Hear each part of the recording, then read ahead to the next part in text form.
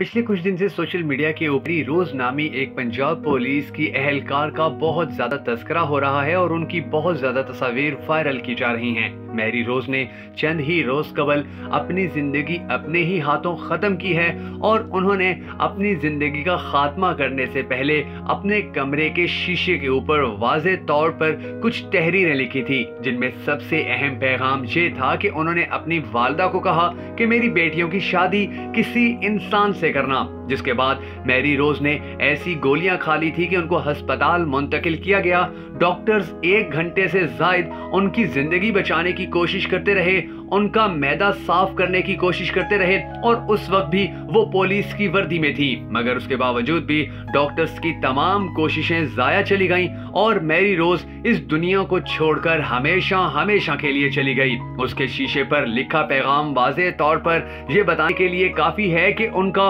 और उनके खामंद का आपस में कोई झगड़ा चल रहा था, मगर जिस तरह उन्होंने अपने दुख को शीशे के ऊपर उतारा तो उसके बाद हम सबको ये जरूर सोचना होगा कि आखिर क्यों हम अपनी बेटियों की शादियां ऐसे लोगों के साथ करवा देते हैं कि जो न सिर्फ उनका सुकून छीन लेते हैं, न सिर्फ उनकी इज्जत खत्म कर देते हैं, न सिर्फ उनका मकाम और रुतबा घटा देते हैं, बल्कि उनके ऊपर तशद्दुद करने की भी शिकायत अक्सर औकात सामने आती रहती हैं। हम कभी नहीं सोचते कि हमने अपनी बेटियों को इतने लाड से पाला है तो क्यों ना रुखसती के वक्त उनको सिर्फ एक पैगाम दे दें कि हमने तुम्हारी शादी एक अच्छा लड़का देखकर की है, अगर ये लड़का जानवर निकले तो वापस आ जाना, तुम्हारे लिए हमारे घर और हमारे दिल के दरवाजे खुले हैं, तुम्हारे लिए मुस्तकबिल में इससे ज्यादा बेहतर फैसला करेंगे। मगर ऐसा हमारे मुआशरे में नहीं किया जाता, बल्कि हम तो इसके उलट चल रहे हैं कि जब हम अपनी बहन और बेटियों की शादियां करवाते हैं तो हम उनके कान में बस यही बात डाल देते हैं कि अब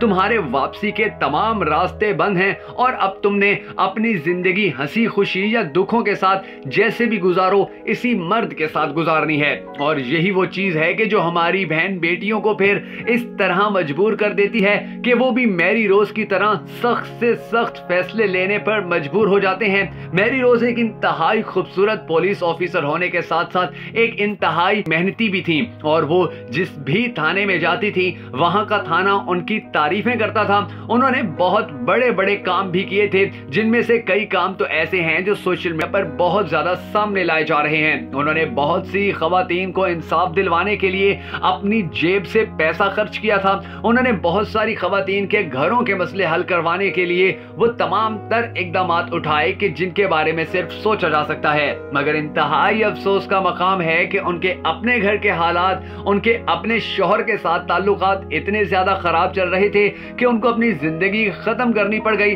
हम सबको बस अल्लाह ताला से यही दुआ करनी चाहिए कि अल्लाह ताला हर बहन बेटी का नसीब अच्छा करे। अगर आप भी इस दुआ में शामिल होना चाहें तो कमेंट बॉक्स में आमीन जरूर लिखिएगा।